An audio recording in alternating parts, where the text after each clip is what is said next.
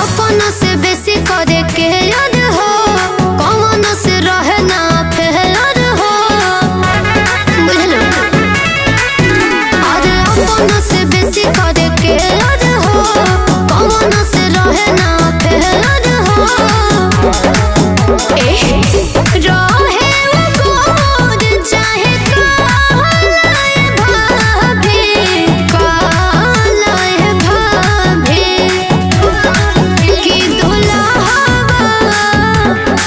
कि दुल्हावा चाहे दिला वालाए भाभी, कि दुल्हावा चाहे दिला वालाए भाभी।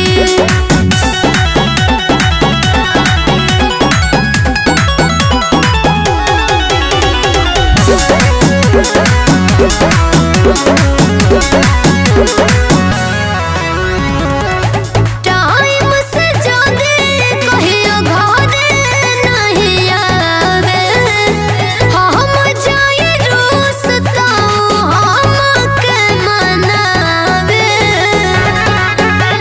बुझलू। बटे दिलवा के हमरा ई चाहत मिले, ताकि हमरे करे जाके राहत मिले। लाखों करोड़ में निरालाए भाभी, निरालाए भाभी, कि दुल्हावा चाहे दिला वालाए भाभी, कि दुल्हावा चाहे दिला वालाए भाभी।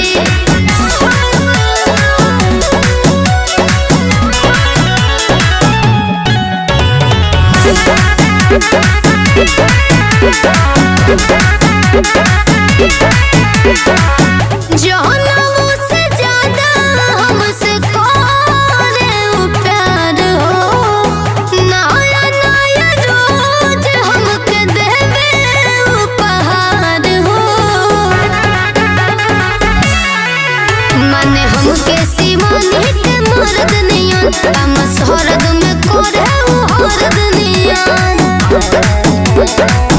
रवि अभिषेक से भी आलाए भाभी, आलाए भाभी, कि दुल्हावा